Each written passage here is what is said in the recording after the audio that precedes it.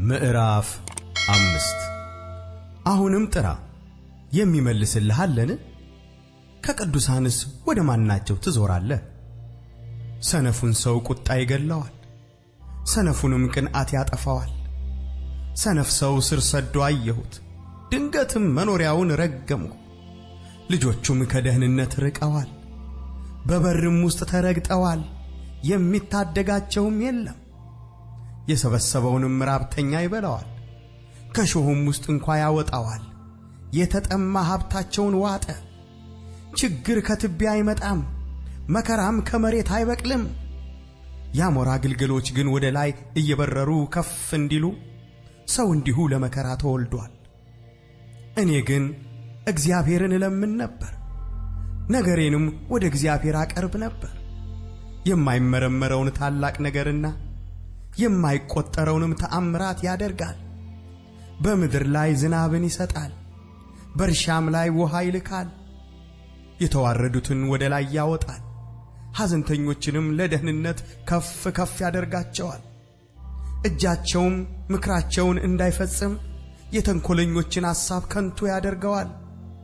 ጠቢባንን በተንኰላቸው ይይዛቸዋል፣ የጠማሞችንም ምክር ይዘረዝራል። በቀን ጨለማ ያገኛሉ፣ በቀትርም ጊዜ በሌሊት እንዳሉ ይርመሰመሳሉ። ድሃውንም ካፋቸው ሰይፍ ከኃያላኑም እጅ ያድነዋል። ለምስኪኑም ተስፋ አለው፣ ክፋት ግን አፏን ትዘጋለች። እነሆ እግዚአብሔር የሚገሥጸው ሰው ምስጉን ነው። ስለዚህ ሁሉን የሚችለውን የአምላክን ተግሣጽ አትናቅ።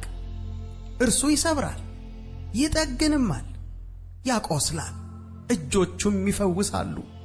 በስድስት ክፉ ነገር ውስጥ ያድንሃል፣ በሰባትም ውስጥ ክፋት አትነካህም። በራብ ጊዜ ከሞት በሰልፍም ከሰይፍ እጅ ያድንሃል። ከምላስ ጅራፍ ትሰወራለህ፣ ጥፋትም ሲመጣ አትፈራም። በጥፋትና በራብ ላይ ትስቃለህ፣ ከምድረ በዳ አራዊትም አትፈራም። ቃል ኪዳንህ ከምድረ በዳ ድንጋይ ጋር ይሆናልና የምድረ በዳም አራዊት ከአንተ ጋር ይስማማሉና። ድንኳንህም በሰላም እንዲሆን ታውቃለህ። በረትህን ትጎበኛለህ፣ አንዳችም አይጎድልብህም።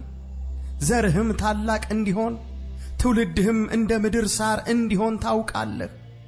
በወራቱ የእህሉ ነዶ ወደ አውድማ እንደሚገባ በረጅም ዕድሜ ወደ መቃብር ትገባለህ።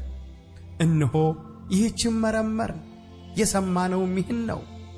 አንተ ግን አንዳች ሰርተህ እንደሆነ ለራስህ እወቅ።